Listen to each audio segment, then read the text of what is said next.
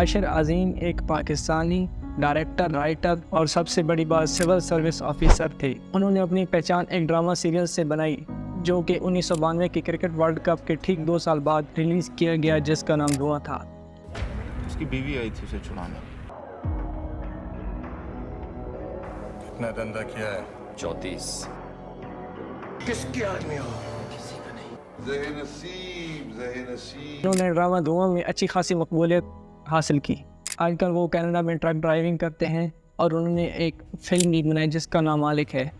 عاشر عظیم کوئٹہ میں ایک کرسچین گھر میں پیدا ہوئے۔ انہوں نے اپنی ابتدائی تعلیم کوئٹہ سے ہی حاصل کی۔ اس کے بعد پی ایف کالج جوائن کیا جس میں انہوں نے انجینئرنگ کی اور اس کے بعد بی بی اے کی ڈگری حاصل کی۔ بی بی اے کرنے کے بعد انہوں نے سی ایس ایس کا امتحان پاس کیا۔ میں آپ کو بتاتا چلوں کہ سی ایس ایس ہوتا کیا ہے۔ سی ایس ایس ایک کمپٹیٹیو ایگزام ہوتا ہے جو سنٹ کی پوزیشن کے لیے ہوتا ہے۔ سی ایس ایس کا امتحان انگلش، اردو اور اسلامیات پاکستان افیئرس کے مختلف سبجیکٹس پر مشتمل ہوتا ہے۔ یہ ایک ریٹن ٹیسٹ ہوتا ہے جو مختلف سٹیپس پر مشتمل ہوتا ہے۔ اس کو پاس کرنا انتہائی مشکل ہوتا ہے۔ اس ٹیسٹ کو پاس کرنے کے بعد کینڈیڈیٹ کی پوزیشن کے لیے اپلائی کر سکتا ہے، مگر سی ایس ایس کے امتحان کے لیے اچھی خاصی تیاری کرنا پڑتی ہے۔ اس کے بعد انہوں نے کسٹم کو جوائن کر لیا اور اس کے ساتھ ساتھ ایک کہانی لکھنے شروع کر دی۔ تو وہ کہانی اس کے دوستوں کو اتنی پسند آئی کہ انہوں نے کہا کہ اس پر ایک ڈرامہ بنائے، اور اس کے بعد 1994 میں پی ٹی ہوم پر ایک ڈرامہ نشر کیا جاتا ہے جس کا نام دھواں ہوتا ہے۔ اس ڈرامے میں عاشر عظیم لیڈ ایکٹر کا رول کرتے ہیں اور وہ ڈرامہ لوگوں کو بہت پسند آتا ہے، لوگوں میں بہت زیادہ مقبولیت تیار کر گیا اور اس ڈرامے کی وجہ سے عاشر کو بھی لوگ جاننے لگے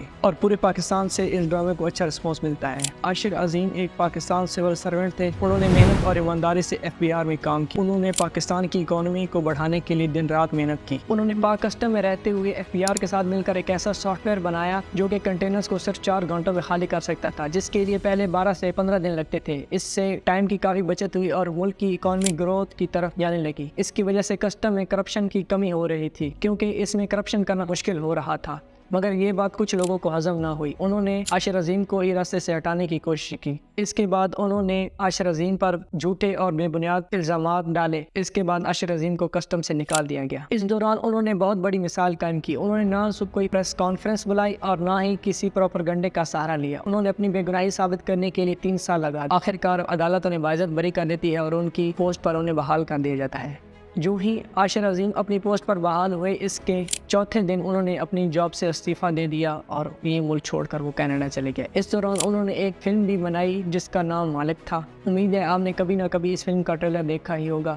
میں محمد محسن، پاکستان کا شہری، پاکستان کا مالک ہوں۔ یہ زمین، یہ لوگ میرے ہیں۔ میرا بیبی بوائے ہوگا اور میں اس کا نام ازل رکھوں گی۔ سفارش نہیں چلنے دوں گا۔ اس کے حکمران میرے مقرر کردہ مجھے جواب دے ہیں۔ بابا کم فلمیں دیکھا کر۔